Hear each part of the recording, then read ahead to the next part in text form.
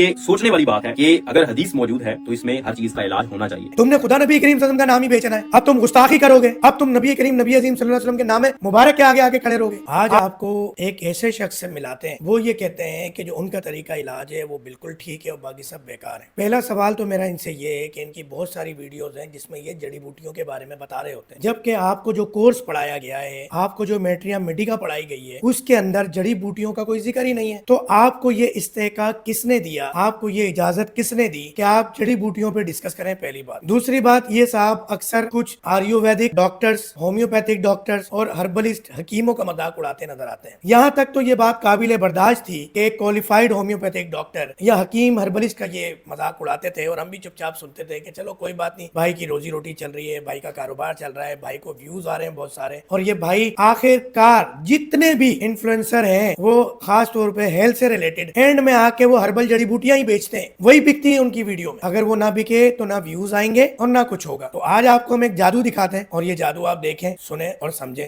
یہ میرے ہاتھ میں کلونجی ہے، اسے نائجیلا سیڈز بھی کہا جاتا ہے، بلیک سیڈز بھی کہا جاتا ہے۔ اس کے بارے میں حدیث ہے کہ نائجیلا سیڈز میں، کلونجی میں ہر بیماری کی شفا ہے، اور اس حدیث کو لے کر بہت سارے لوگ اسے مینیپولیٹ کرتے ہیں اور بہت ساری بیماریوں کا علاج صرف نائجیلا سیڈز سے کرنے کی کوشش کرتے ہیں۔ یہاں تک ان کی بات کچھ قابل غور بھی ہے، قابل تسلیم بھی ہے۔ اب اس میں پہلی بات تو یہ ہے کہ کلونجی کے حوالے سے جو حدیث ہے، اچھا اس پہ کچھ علماء کا اختلاف ہے اور کچھ علماء ایسے جو کہ حکیم بھی ہیں ان کا اختلاف ہے کہ یہ کلونجی کے بارے میں ہے یا کالی مرچ کے بارے میں ہے، اور بھی کچھ ایک دو جڑی بوٹیوں کا نام آتا ہے۔ تو پہلے تو یہ اختلاف ہے۔ دوسری بات کہ نبی کریم صلی اللہ علیہ وسلم نے جو بات فرما دی وہ پتھر پر لکیر ہے، یہ بات بھی میں واضح کر دوں۔ آپ کی میری تحقیق، ریسرچ، سوچ، علم کم ہو سکتا ہے، مگر نبی کریم نبی عظیم صلی اللہ علیہ وسلم کی بات میں نعوذ باللہ کوئی کمی نہیں ہو سکتی۔ اگلی بات انہوں نے فرمائی کہ اس کو لے کے بہت سارے لوگ اس کا علاج، اس سے تمام بیماریوں کا علاج کرنا چاہتے ہیں یا مینوپولیٹ کرنا چاہتے ہیں۔ یہ بھی ایک حد تک ٹھیک ہے، کیونکہ اگر کسی کی ریسرچ تحقیق ٹھیک نہیں ہے، اب تک یہ کنفرم نہیں ہے کہ جو حدیث تھی وہ کلونجی کے مطابق ہے اور آپ اس کا نام لے کے علاج کر رہے ہیں اور ابھی تک چیزیں کنفرم نہیں ہے، تو بات الگ ہے۔ اور جس کو کنفرم ہے اور وہ کر رہا ہے تو وہ ٹھیک بھی کر رہا ہے۔ تو ایک تو ہو گئی یہ بات۔ آگے جو یہ مسخرہ پن دکھائیں گے وہ بہت ہے، اور یہ سوچنے والی بات ہے کہ اگر حدیث موجود ہے تو اس میں ہر چیز کا علاج ہونا چاہیے۔ یہ قابل اعتراض ورڈ ہے کہ حدیث موجود ہے تو اس میں تمام چیزوں کا علاج ہونا چاہیے، یہ سوچنے والی بات ہے۔ نعوذ باللہ نعوذ باللہ۔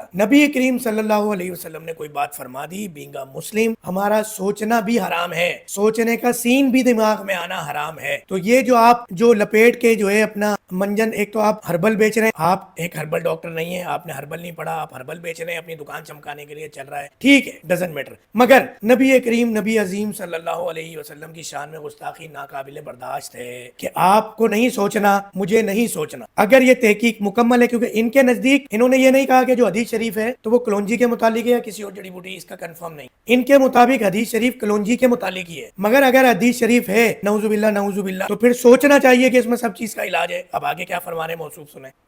لیکن ان ریالٹی اگر آپ دیکھیں تو بہت سارے لوگ استعمال کرتے ہیں بہت ساری بیماریوں کے لیے، لیکن علاج ہوتا نہیں ہے۔ اب یہ سیدھی سیدھی گستاخی کر رہے ہیں موصوف کہ علاج ہے، مگر بہت سارے لوگ علاج کرتے ہیں مگر علاج تو نہیں ہوتا۔ نعوذ باللہ من ذالک، آپ ڈائریکٹلی نبی کریم نبی عظیم صلی اللہ علیہ وسلم کی ذات مبارکہ کو ہٹ کر رہے ہیں۔ آنے کے آزاد طریقے ہیں، تم نے خدا نبی کریم صلی اللہ علیہ وسلم کا نام ہی بیچنا ہے، اب تم گستاخی کرو گے، اب تم نبی کریم نبی عظیم صلی اللہ علیہ وسلم کے نام مبارک کے آگے آگے کھڑے رہو گے۔ آج اگر یہ صاحب اپنی گستاخی کی اعلان اپنے سوشل میڈیا پہ معافی نہیں مانگتے تو پھر میں اب کہیں بھی ان کی کوئی گڑبڑ دیکھوں گا تو میں ضرور بتاؤں گا، اور آپ نے فیصلہ کرنا ہے کہ ان کو گستاخی کی اجازت دینی ہے یا نہیں دینی۔ اگر حدیث موجود ہے تو اس میں ہر چیز کا علاج ہونا چاہیے، لیکن ان ریالٹی اگر آپ دیکھیں تو بہت سارے لوگ استعمال کرتے ہیں بہت ساری بیماریوں کے لیے، لیکن علاج ہوتا نہیں ہے۔ یہ میرے لیے ایک بہت بڑا کوسچن تھا، اس کو میں نے ایکسپلور کیا، کوشش کی ہے۔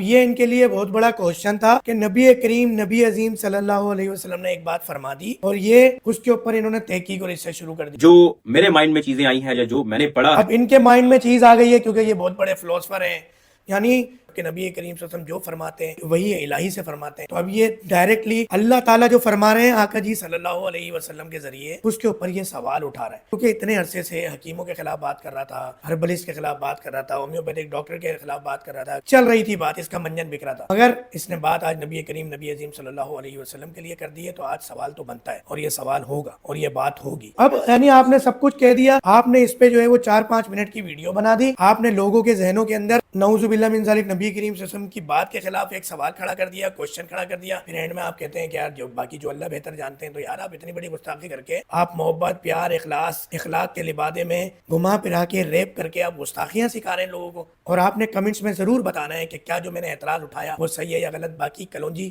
کا معاملہ میرے عقل سے باہر ہے, میں اس میں کوئی کمنٹس نہیں کر سکتا, مگر میں نبی کریم صلی اللہ علیہ وسلم کی شان مبارک, آپ کے الفاظ مبارک کے آگے کچھ بھی نہیں کہہ سکتا. اگر کچھ میرے سمجھ میں نہیں آ رہی تو میں کم عقل ہو سکتا ہوں, بے عقل ہو سکتا ہوں, کم علم ہو سکتا ہوں, مگر نبی کریم صلی اللہ علیہ وسلم کی بات پتھر پر لکیر ہے.